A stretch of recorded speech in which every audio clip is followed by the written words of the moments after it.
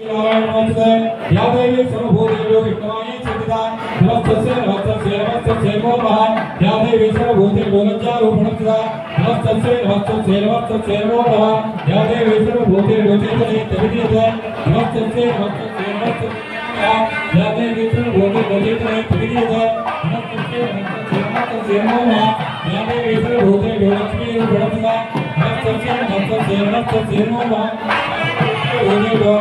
लज्जारूपिणस्थिता नमस्तस्यै नमस्तस्यै नमस्तस्यै नमो नमः या देवी सर्वभूतेषु रूपिणस्थिता नमस्तस्यै नमस्तस्यै नमस्तस्यै नमो नमः या देवी सर्वभूतेषु रूपिणस्थिता नमस्तस्यै नमस्तस्यै नमस्तस्यै नमो नमः या देवी सर्वभूतेषु तविदीयते नमस्तस्यै नमस्तस्यै नमस्तस्यै नमो नमः या देवी सर्वभूतेषु रूपिणस्थिता नमस्तस्यै नमस्तस्यै नमस्तस्यै नमो नमः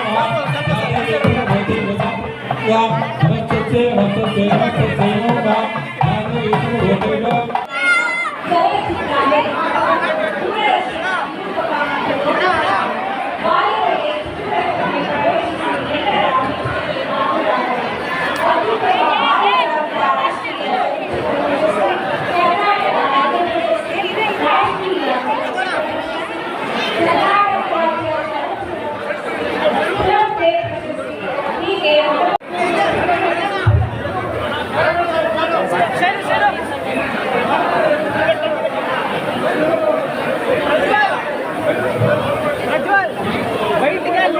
या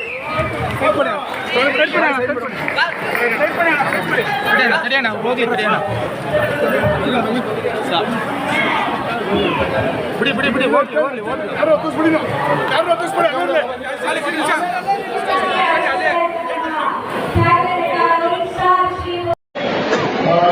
सर्वभूतेषु ಇವತ್ತು ಚಿಕ್ಕಪ್ಪನ ಹೆಸರಲ್ಲಿ 10 ಜನ ಮದುವೆ ಆಗಿದ್ದಾರೆ. ಎಲ್ಲ ದಂಪತಿಗಳಿಗೆ ಮಕ್ಕಳಿಗೆ ಹ್ಯಾಪಿ ಮ್ಯಾರೇಜ್. ಮತ್ತು ಇನ್ನೊಂದು ಒಳ್ಳೆಯ ವಿಷಯ ಅಂದರೆ ಇವತ್ತು ನಿಮಗೆ 20 ಕುಟುಂಬಗಳಿಂದ ಆಶೀರ್ವಾದ ಸಿಗ್ತಾ ಇದೆ.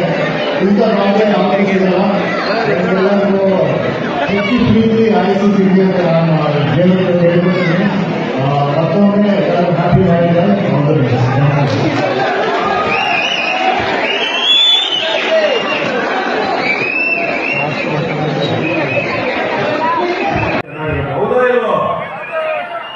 ಯಾಕೆ ಅಭಿಪ್ರಾಯ ಮಾತಾಡ್ತಾರಲ್ಲ ಸರಿ ಅವರವರೇ ಗೊತ್ತವರು ಸರಿ ನನ್ನ ಕಷ್ಟ ನನಗೆ ನನ್ನ ಗೊತ್ತು. ಮೊದಲಿಗೆ ಈ ಒಂದು ಕಾರ್ಯಕ್ರಮದಲ್ಲಿ ಭಾಗಿಯಾಗಿ ಈ ಒಂದು ನಮ್ಮ ಅಪ್ಪ ಅಮ್ಮನವರ ಆಶೀರ್ವಾದದಲ್ಲಿ ಅವರ 50ನೇ ವರ್ಷ ಆಗಿದೆ. ಈ ಒಂದು ಸಾಮೂಹಿಕ ವಿವಾಹ ಇದರಲ್ಲಿ ಒಂದಷ್ಟು ನಮ್ಮ ಮದುವೆ ಆಗ್ತಿದ್ದೀರ. ನಿಮಗೆಲ್ಲರೂ ಮೊದಲಿಗೆ ಒಳ್ಳೆದಾಗಿ ಅಂತ ನಾನು ಹೇಳಿ ಇಷ್ಟಪಡ್ತೀನಿ.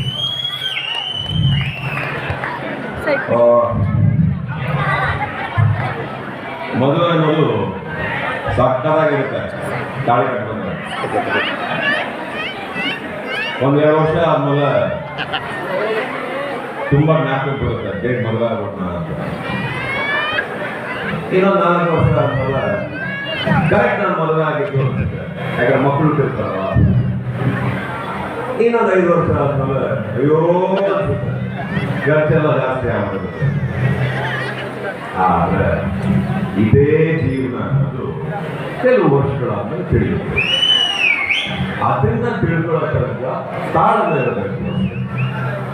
ಯಾವ ಗಂಡು ಹೆಣ್ಣು ಮಾತು ಕೇಳಬಾರ್ದು, ಹೆಂಗಸರು ಮಾತು ಕೇಳಬಾರ್ದು ಅಂತ ಯಾವ ಗ್ರಂಥದಲ್ಲೂ ಬಂದಿಲ್ಲ. ಗಂಡ ಹೆಣ್ಮಕ್ಳ ಮಾತು ಕೇಳಿದ್ರೆ ಮಾತ್ರ ಉದ್ಧಾರ ಆಗೋಕ್ಕೂ ಒಂದು ಅವಕಾಶ ಜೀವನ ಸಿಗುತ್ತೆ. ಇದು ನಾನು ಕಲಿತಂತ ಇಲ್ಲಿವರೆಗೂ ಒಂದು ನಿಮಗೂ ಒಳ್ಳೆದಾಗಲಿ, ಚೆನ್ನಾಗಿರಿ, ನಗ್ನಗ್ತಾರೆ. ಅಮ್ಮ ನೀವು ಕೈ ಮಾಡಿ, ಗಂಡು ಮಕ್ಕಳ ನೀವು ಕೈ ಮಾಡಬೇಡಿ ಹೆಣ್ಣು ಮಕ್ಕಳು. ಅದನ್ನು ಮಾತ್ರ ಕೇಳ್ತಿದ್ದೀವಿ. ನಂಬಿಕೆಯಿಂದ ಮದುವೆ ಆಗ್ತಿದ್ದಾರೆ. ಆ ನಂಬಿಕೆನ ಉಳಿಸ್ಕೊಳ್ಳಿ. ಹೆಣ್ಣು ಮಕ್ಕಳನ್ನ ಮಹಾಲಕ್ಷ್ಮಿ ಅಂತ ನೋಡ್ಕೊಳ್ಳಿ ಅಂತ ಹೇಳಿ